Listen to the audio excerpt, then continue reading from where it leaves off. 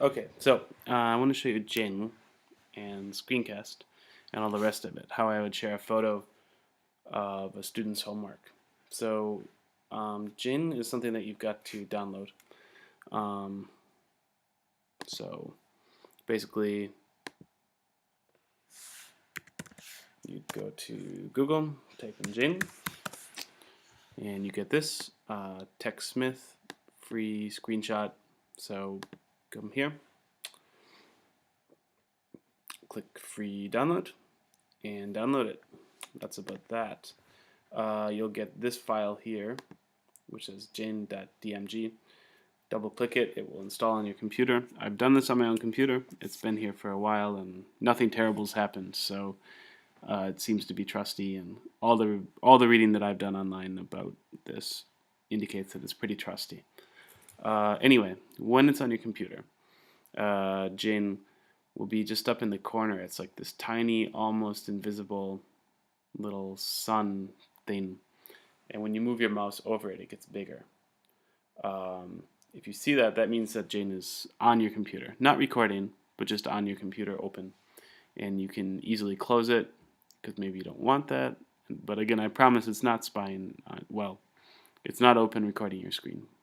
Um, but if you don't want that, you come to, yeah, you press quit and it goes away. But I want it, so we're gonna keep it. All right.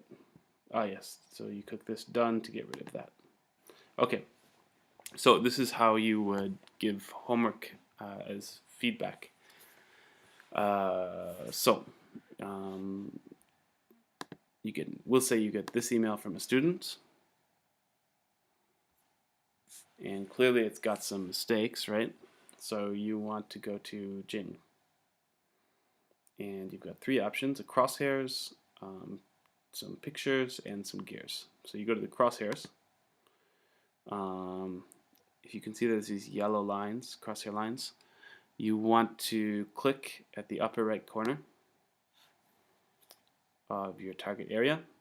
Keep holding down your mouse and you drag it over. So if I want my picture to be this big, it can be. If I want my picture to be this big, it can be. But for me, I'm going to highlight the homework and I'll take a picture of it. When I take my finger off the mouse, it saves the picture. Well, I shouldn't say it saves a picture. It gives me the option to save a picture. Alright, so capture from these four icons, the far left one, capture an image. We'll prepare the picture. Alright, so what I've got now is that image from my screen, but I have some tools to edit that image. So one of the good ones, for example, if I see something's missing, like the letter E, I can click on this arrow and click my mouse down, drag it over, and highlight that there's something missing here. I study in English, so for sure, again, something missing. I can make another arrow and just highlight that. The student has to think about what's missing there. Another good option, this is for text, by the way. So I can write some text. You can mess around with the colors and decide what color you want to use. Obviously, you probably shouldn't send your student this message. That's another option, but I think this is really good if you don't want to tell them exactly what's a mistake and you want them to consider it. Okay, so you can use this frame option. So I want to get job, something's missing. Again, it's a way of showing them that something's missing, or you can highlight. So they didn't capitalize the letter E in English, for example. I can highlight that letter, and they'll see it and they'll have to think about it. They'll have to ask themselves why.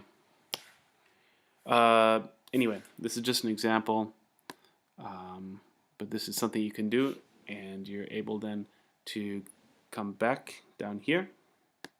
You click save. I'm going to rename this because otherwise I'll never find the name. So we'll name it best homework. and I'm going to save it. That saves it to my desktop. And I get this message, capture saved. Okay, cool, good. Alright, so here's the tricky part. I used Jing to get all that and do all that. Jing is the tools for getting an image and editing an image. But sharing is done differently. Sharing is done through the related site of Screencast. So now that I've got that image, I go back to Google, I can go to Screencast. It's from the same company, so it's all one package, but I've got to create an account, so sign in, which I'm doing right now.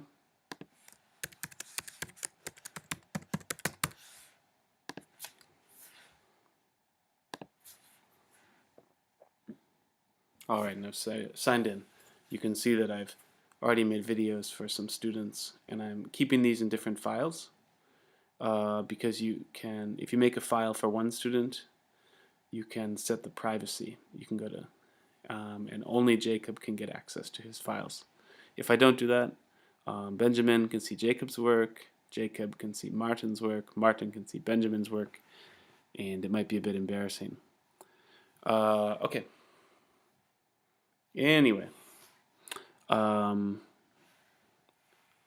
let's see. So, now that picture that I just made of the homework is on my computer now.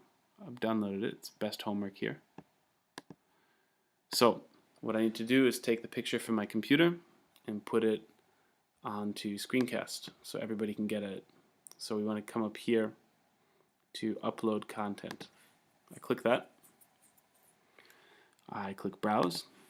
The picture's on my desktop, and here it is, best homework. So open, and it loads up. Okay, I've got the check mark, so I guess it's all done, ready to go. That image is now saved onto the internet.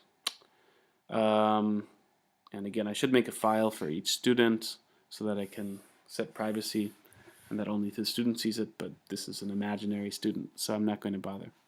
Okay, so there's these different icons. I want to share this homework with this imaginary student.